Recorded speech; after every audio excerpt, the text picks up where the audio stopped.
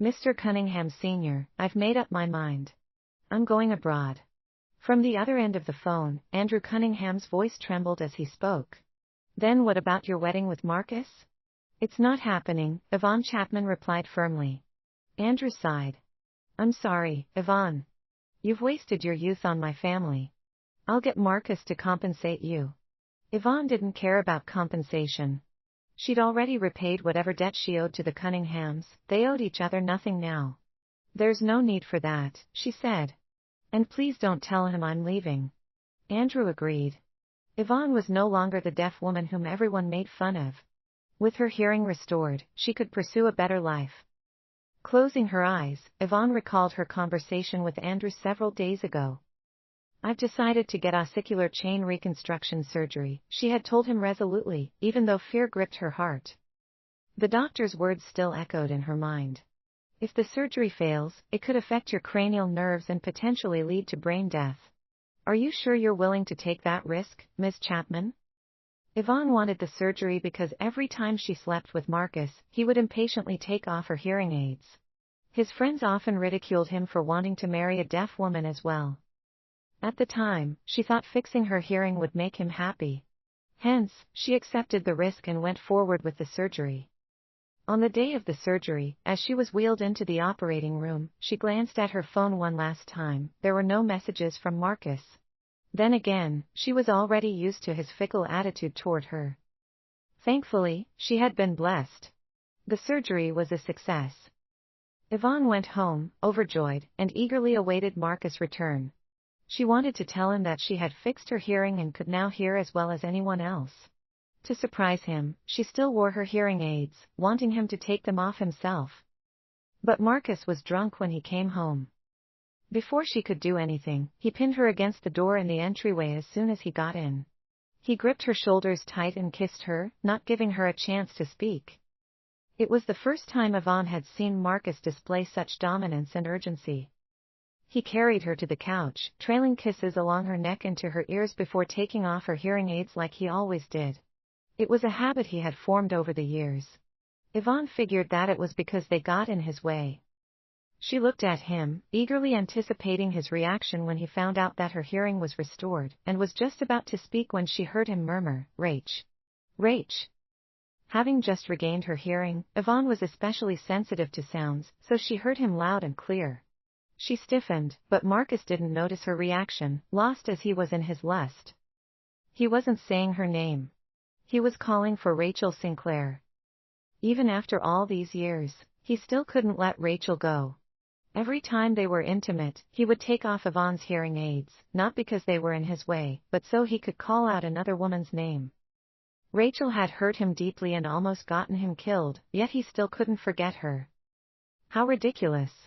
What about Yvonne, then? Was she just a plaything that he could summon when he needed her? He would touch her when he felt like it and discard her when he didn't. And here she thought that he actually cared about her. It was just her wishful thinking from the start, Yvonne realized as she stared at Marcus, who was fast asleep. Just then, his phone lit up, catching Yvonne's attention. She couldn't help but read the text on the screen. Marcus, Rachel just returned from abroad after her divorce. You should seize this opportunity. So that was it. His beloved had returned. No wonder he was acting so strangely. It was under this realization that Yvonne called Andrew. Yvonne owed a lot to the Cunninghams. Andrew had funded her education, so when he asked her to take care of Marcus after Rachel broke his heart, she didn't refuse. It didn't help that she had long had feelings for Marcus. It was an opportunity she couldn't pass up. Back when Rachel first left to go abroad, Marcus had been devastated. He fell into despair, but instead of drowning his sorrows in drinking or smoking, he turned to extreme sports, skiing, deep-sea diving, skydiving, racing, and rock climbing.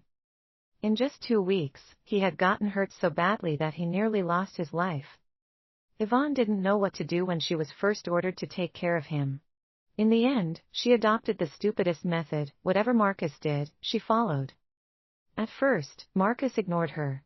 That was until the diving incident. During one of their excursions, Marcus' oxygen tank was punctured by a sharp coral. Just as he thought he was about to die, Yvonne gave him her own oxygen tank. Because of that, Yvonne lost her hearing due to prolonged exposure to high water pressure. After narrowly surviving that life-threatening incident, Marcus returned to normal, choosing to focus on his career. And Yvonne, having saved his life, was allowed to stay by his side. Following Andrew's orders, Marcus got engaged to Yvonne. "I will take care of you from now on," he had promised her. "And I'll try to fall in love with you." She had been overjoyed at the time. But she could never be satisfied. In the past, all she wanted was to stay by his side. Now, she yearned for his love. Rachel's return made that impossible. It also made Yvonne realize that it was time to leave. Before she could feel sad, she grabbed her phone and pulled up the language learning app she had been using for a while. She went through the vocabulary section while tears ran down her face. This time, she didn't need her hearing aids. Marcus woke up early the next morning.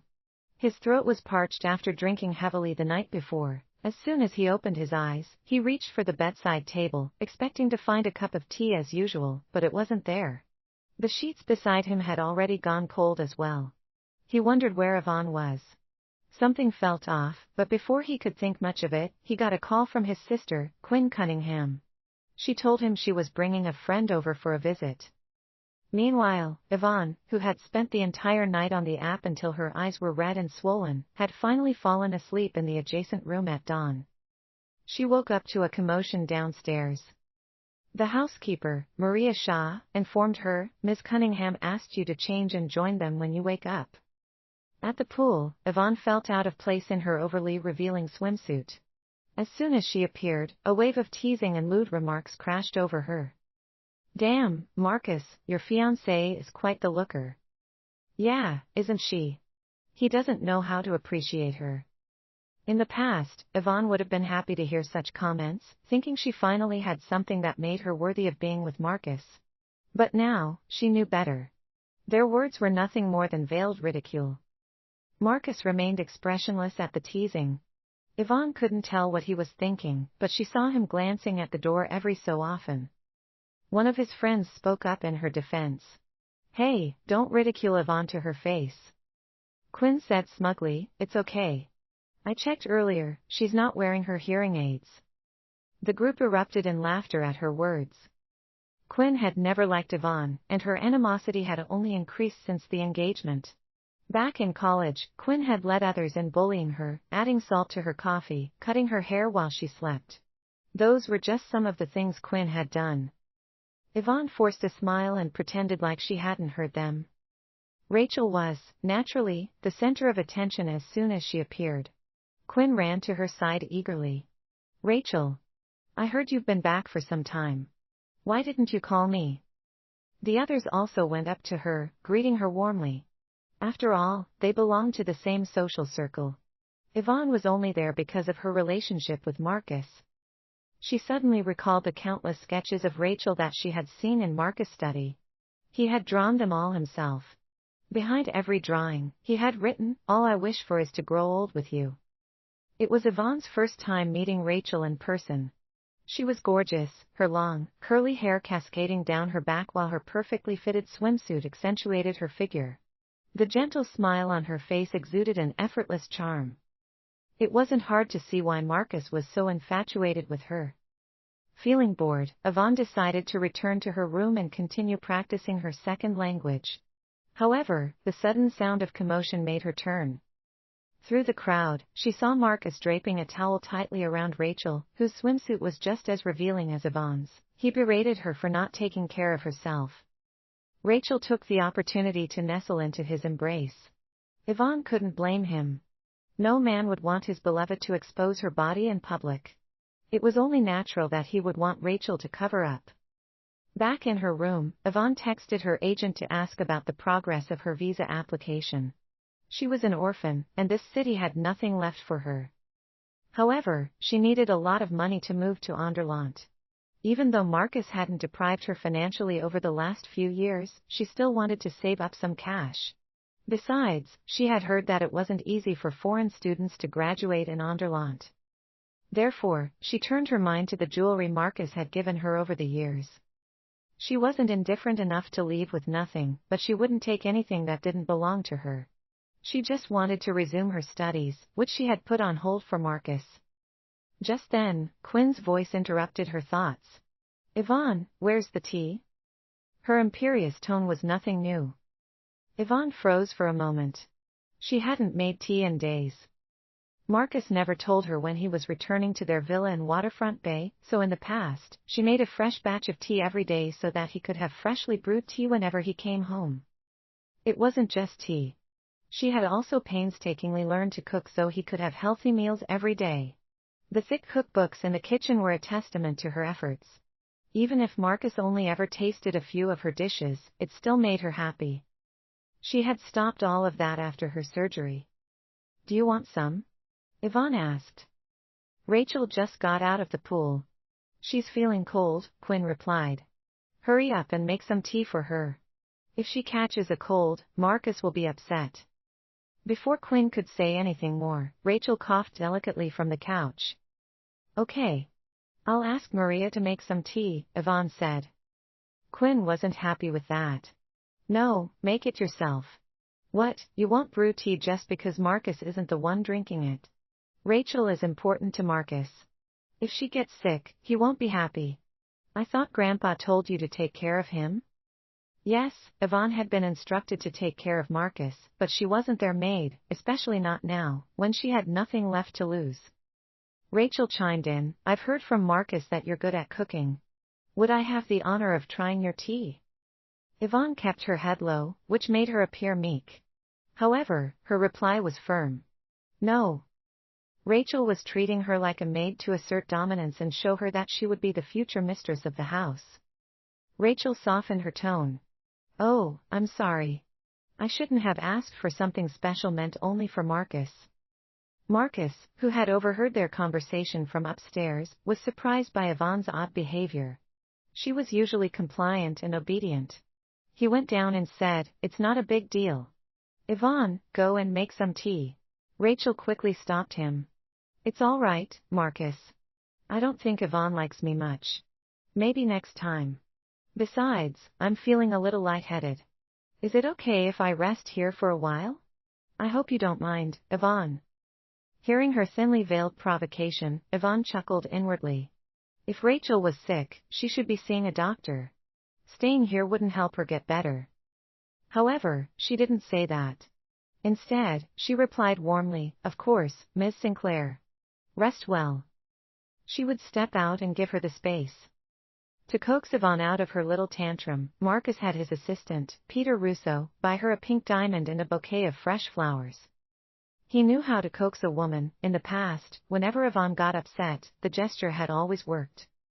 However, this time was different. Yvonne didn't respond to his gifts with her usual softness and concession. Instead, Peter told him that she seemed indifferent about the gifts. Before he could think much about it, he was rushed to a company meeting. Yvonne submitted her application to the college in Anderlecht that she wanted to attend. Since she had already gotten most of the needed credits before dropping out, she only needed to complete a thesis to obtain her degree. Writing the thesis wasn't particularly difficult, as long as she could defend it within the allotted time. What was truly challenging was having to learn a new language. She couldn't quite master the speaking skills that she needed for the presentation. Besides, she had been deaf for a few years, which had affected her speech. So, she called her best friend, Susie Knight, for help. Hello? Who's this? Susie sounded hesitant when she first answered the phone. My number hasn't changed in years, Yvonne replied. Didn't you save me as a contact? Oh my God, Susie exclaimed in surprise. It's been forever since I got a call from you, Yvonne. Wait, your hearing is back? It was a long story, so they decided to meet at a cafe to catch up. While waiting for Susie, Yvonne got a call from Marcus, who sounded harried. How much sugar should I put in? What? Caught off guard by the sudden question, Yvonne paused. Before she could reply, she heard Maria's voice in the background. Take it off the stove, take it off the stove.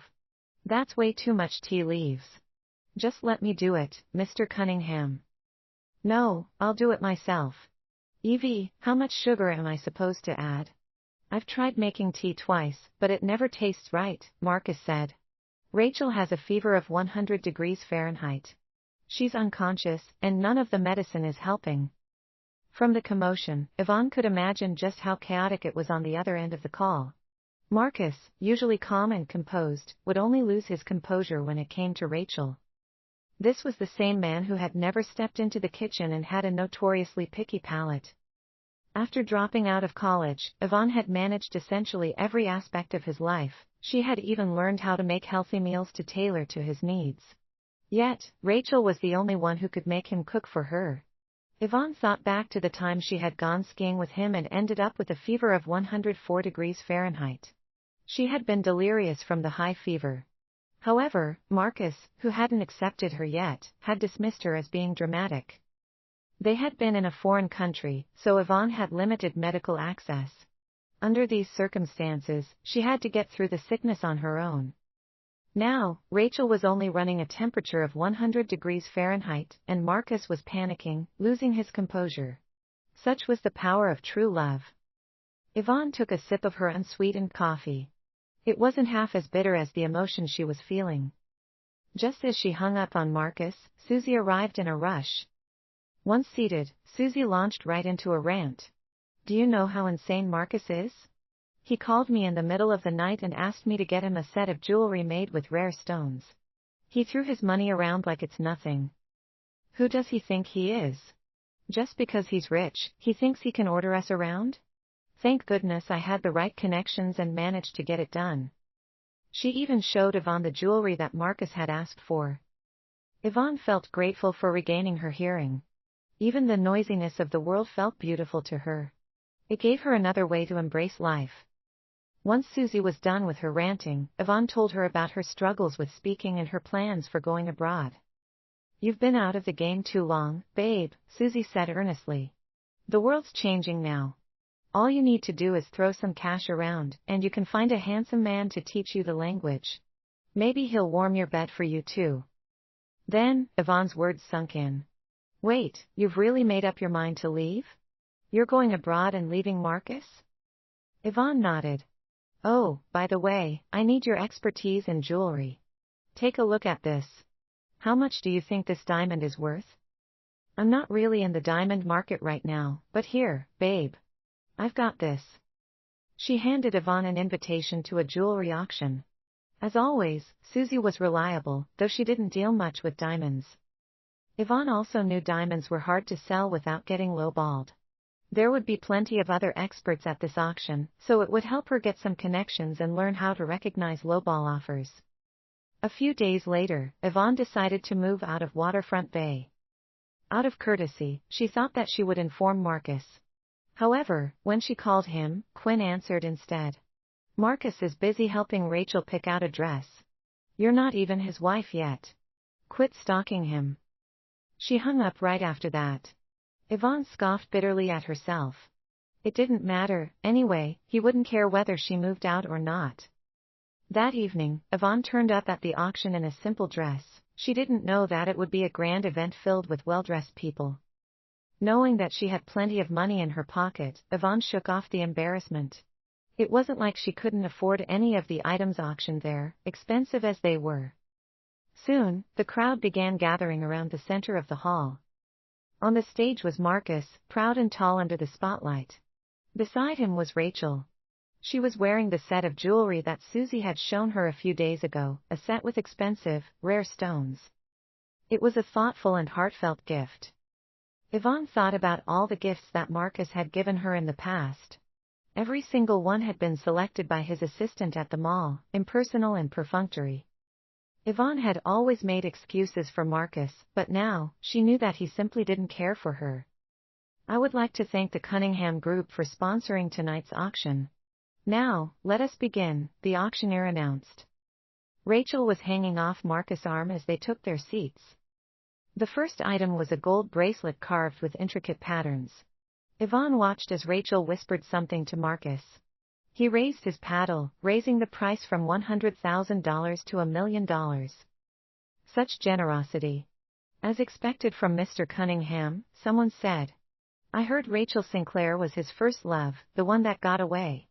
Now that she's back, it looks like he's determined to win her back. But I heard Mr. Cunningham was engaged. Wouldn't that make Miss Sinclair the mistress? Another whispered. Oh, stop it. Didn't you hear? She's his first love. She came first. Besides, I know that he only got engaged to his current fiancée because his family pressured him. I heard that she's deaf. How could she possibly be a good match for him? Around Yvonne, the patrons gossiped about Marcus and Rachel's love story, as if talking about it would allow them to join in the drama. Every word stabbed at her heart. Unable to take it any longer, she left the hall and went to the exhibition area. It was an auction, but some jewelry pieces were displayed for sale at fixed prices in the exhibition area. If anyone fancied an item, they could purchase it directly.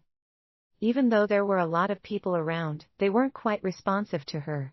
Yvonne kept getting brushed aside, which made her feel disheartened. She paused in front of a pink diamond ring. She looked at the price tag for a moment. Marcus had given her a pink diamond brooch that had a better quality stone than this ring. Maybe it could fetch a higher price. Miss, are you interested in this ring? A voice asked suddenly. Yvonne looked up and quickly shook her head. No, I'm not. Hearing this, the man waved over an attendant and indicated he wanted to buy the ring. I saw you standing here for quite a long time, so I thought you were interested. I didn't want to buy it if you wanted it. Yvonne's mind raced. Oh, not at all. You seem generous, sir. Would you be interested in taking a look at a pink diamond brooch I have? They exchanged numbers and arranged a time for him to inspect the brooch. Later, Yvonne learned from Susie that the man was Xavier Linden. He was a well-known jewelry collector. Knowing that she was dressed too casually for the auction and shouldn't be lingering by the displays, she headed to the refreshment area to rest and scout for her next potential buyer. Even the refreshment area was lavish, complete with a huge champagne tower. Miss Chapman, even if Marcus doesn't love you, there's no need to dress so poorly. You look like a country bumpkin. Yvonne turned to find Rachel scrutinizing her. I don't think that's any of your business, Miss Sinclair, she replied. No, it's not, Rachel said. I just wanted to give you a reminder, Miss Chapman, that the class divide is still very much pertinent in our society. Even if you got lucky and managed to worm your way into the upper class, it doesn't mean that you actually belong in our circle.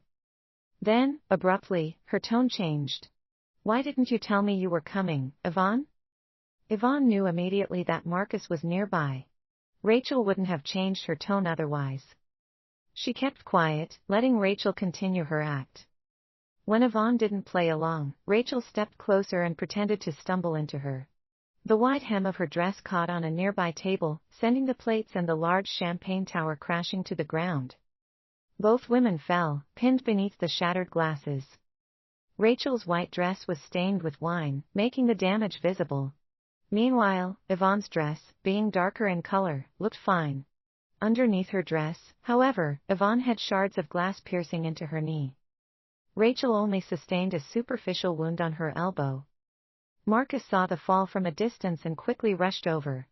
He had lost all his usual composure as he scolded the waitstaff. How could you place something so dangerous in such dim lighting? He quickly ran over to Rachel's side and asked in concern, Are you hurt? Tears filling her eyes, Rachel grabbed his sleeve and said pitifully in defense of the poor waitstaff, I'm fine. What a show of kindness. Yvonne laughed bitterly through her pain. Finally, Marcus turned and saw her also on the floor. What are you doing here? He asked, frowning. Yeah, what was she doing there?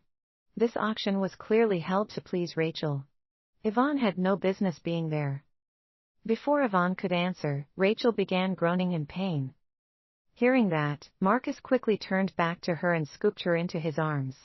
Then, he turned and glanced at Yvonne, pausing only to instruct the waitstaff whom he had just berated, send her to the hospital. He left without a second glance back. Rachel, leaning against his shoulder, flashed Yvonne a triumphant smile behind his back. Marcus had made his choice without any hesitation. Yvonne's resolve to leave only hardened further. He had only instructed the waitstaff to send her to the hospital out of courtesy. His true concern was reserved entirely for Rachel. His love was weighed, and Yvonne was the one with the lighter share, if at all. Just then, a jacket was draped over Yvonne's shoulders. Even a stranger was kinder to Yvonne than Marcus. Xavier, the man she'd just met, draped his jacket over her shoulders and helped her up. He offered to take her to the hospital. He drove swiftly, all the while reassuring her, "Hold on a little longer. We're almost there." Yvonne was trembling from the pain, huddled up on the seat to avoid staining it with blood. Noticing her discomfort, Xavier joked, "Maybe you shouldn't have left the house today, Miss Chapman." "What?" "I dabble a little in astrology. Mars is in retrograde lately, so it would affect some people's luck," he explained. "Maybe you're one of them." Yvonne laughed, amused by the ridiculousness of his statement, and thanked him for trying to lighten the mood. At the hospital, she insisted on going in alone, so Xavier had no choice but to let her. At the entrance, Yvonne shuddered as the chilly wind swept over her. She had always dreaded going to the hospital. She had watched her parents being wheeled into the hospital after a fatal car accident, their bodies drenched in blood. She had still been a child then, and she had knelt on the ground, praying fervently that they would be safe, but all she received in return was their cold, lifeless bodies. Since then, no matter how unwell she was, she refused to go to a hospital. The last time she had braved a hospital and gotten surgery done was because of Marcus. She just didn't want him to continue being ridiculed just because she was deaf. She never expected to return so soon. Suppressing her fear, Yvonne stepped through the entrance and made her way slowly to the doctor. The doctor frowned as he extracted shard after shard of glass from her knee. He told her that her wounds were pretty serious and she would need to have an IV drip with anti-inflammatory medication. Yvonne didn't want to stay any longer than necessary, but the doctor insisted. In the ward, she lay on the bed, her pale complexion betrayed her weakness after a day without food. She was also running a slight fever. While getting her IV drip, Susie sent her a link to an article. The headline was stark, bolded against the white background. "The truth revealed, this is Marcus Cunningham's mysterious fiancé." The accompanying photograph showed Marcus rushing through a crowd, holding Rachel in his arms. His worried expression spoke volumes about the nature of their relationship. The Cunningham Group's official social media account even shared the article. The blatant show of affection quickly became a hot topic on the internet. Everyone praised the pair as a perfect match. Such a beautiful couple. They should get married soon. No wonder Mr. Cunningham is still single. He's been waiting for her all this time. Yvonne stared at the post that the Cunningham Group had reposted. The company wouldn't have acted without Marcus' instruction. After a while, she finally replied to Susie's message. However, the hand she was using to type out her message was trembling uncontrollably, and her phone fell to the floor. Not wanting to jostle the fourth, she cautiously bent down to pick it up. When she looked up, she heard a familiar voice outside. "You'll have to make do with this small room for now. I've already requested a suite for you, they'll have it ready soon. There's no need for all that trouble." Then, two familiar figures appeared at the door. Marcus was carefully supporting Rachel, afraid that she might stumble. When Rachel leaned against his shoulder, he pinched her cheek fondly. Then, he looked up and noticed Yvonne. The three of them stared at each other for a moment. You're here too?" Marcus asked awkwardly. Bitterness welled up in Yvonne's heart. She was supposed to be his fiancée, but right now, she felt like the interloper in Rachel and Marcus' relationship. "Rach was hurt badly, so I brought her here for a checkup," Marcus explained. Yvonne smiled suddenly, all bitterness dissipating. What a coincidence. Without answering, she glanced at her bag, which was almost empty, and closed her eyes. Rachel went up to her and took her hand. "Are you upset, Yvonne? It was my idea for Marcus to accompany me." Yvonne pulled her hand away. However, Rachel didn't let go. In the tussle, she fell to the floor. Marcus immediately panicked.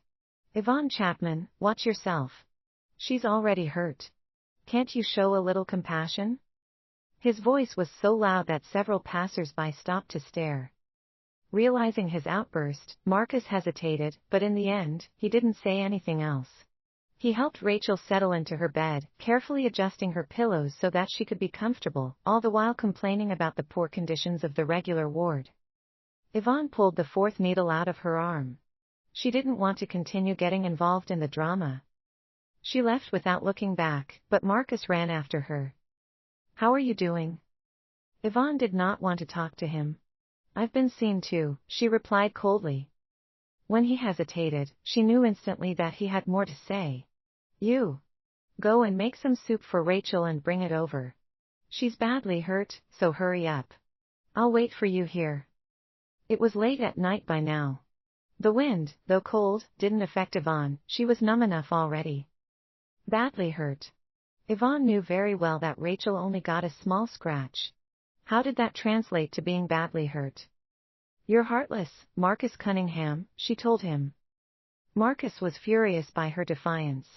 Rachel just got divorced. You know that. She's emotionally fragile right now. That's why I've been more attentive to her as her friend. Stop making such a fuss, I know you made her fall deliberately today. I'm not going to hold that against you, but why are you still throwing a tantrum? I'm throwing a tantrum? All he needed to do was check the surveillance cameras to find out what really happened at the refreshment table, yet he chose to believe whatever Rachel told him. His baseless accusations made Yvonne feel suffocated. The wounds on her knees, aggravated by her movements, had started bleeding again, darkening the fabric of her dress. However, Marcus didn't seem to notice. He was too busy instructing a passing nurse to hurry and prepare a private room for Rachel, too worried that she might be inconvenienced by the regular ward. That was the final straw for Yvonne. All of her grievances and anger vanished in that moment. All she wanted was to end this farce of an engagement as quickly as possible. Following Susie's advice, Yvonne found herself a tutor. Though absurd, it turned out to be the quickest solution. After moving out of Waterfront Bay, she managed to find a college student majoring in Andrian who needed a part-time job. He was fluent in the language and taught her well. He had even spent some time studying abroad, but due to financial difficulties at home, he was in urgent need of money. Combined with Yvonne's own diligence, her speaking skills improved by leaps and bounds. Soon, she would have no problem moving abroad. For a whole month, she focused on studying, ignoring everyone but Susie. She also managed to sell the pink diamond brooch. Xavier was the perfect buyer. Yvonne was quite satisfied with dealing with him, as he hadn't haggled and paid promptly. However, she did notice that his intentions weren't entirely pure, so she didn't respond to his messages after the deal was done. To her surprise, Marcus began sending her multiple messages daily. In the past, it was Yvonne who used to send him long, heartfelt messages, only to be met with silence. Now, their roles were reversed.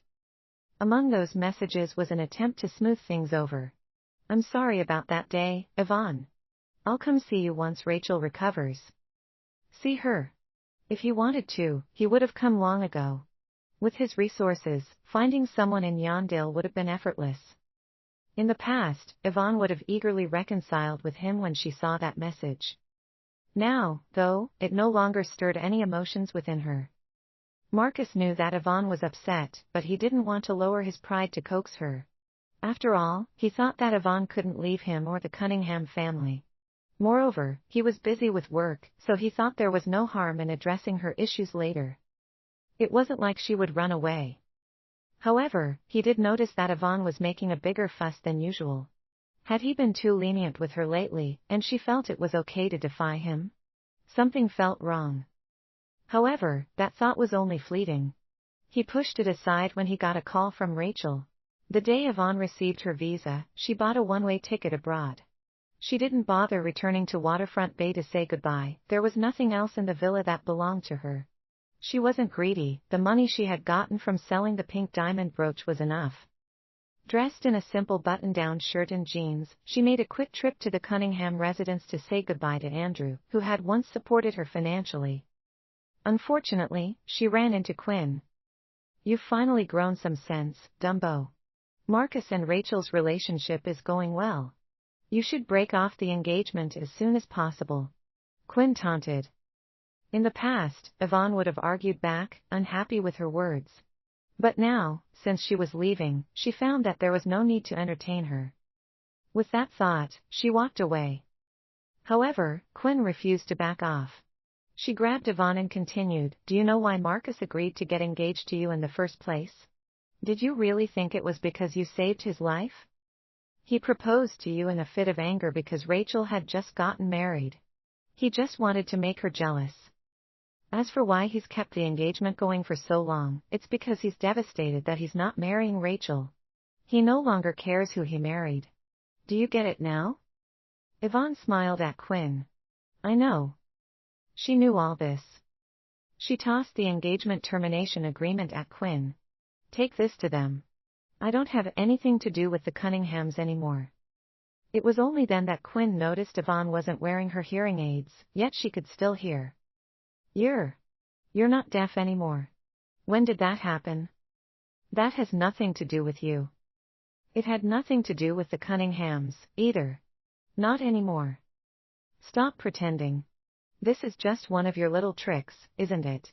You acted innocent to fool Grandpa and acted like you were in love with Marcus so he'd be stuck with you. It won't work on me, Quinn said. Don't tell me you're leaving. You can't leave us or my family's wealth. Yvonne couldn't be bothered to explain things to Quinn. She left the Cunningham residence with a newfound lightness in her heart. The leaves rustled in the wind, it sounded like freedom to her. Quinn was left standing in shock. Had Yvonne really just left? Quinn had always detested Yvonne. A deaf woman shouldn't be dreaming of marrying Marcus. Over the years, she had used every tactic she could think of, attacking her physically, crushing her self-esteem, and more, but no matter what she did, Yvonne had never faltered. Her devotion to Marcus was apparent. But now, she was really leaving. At the airport, Yvonne ended her call with Andrew, ignoring all other phone calls. Calling Andrew was the very last thing she did before leaving the country. From then on, she would go far, far away, and never see them again. Marcus was calling her incessantly, but she didn't pick up any of them. As the boarding announcement echoed through the terminal, she removed the SIM card from her phone and tossed it into a nearby trash can, cutting all ties she had in this city. With her suitcase in hand, she boarded the plane without looking back.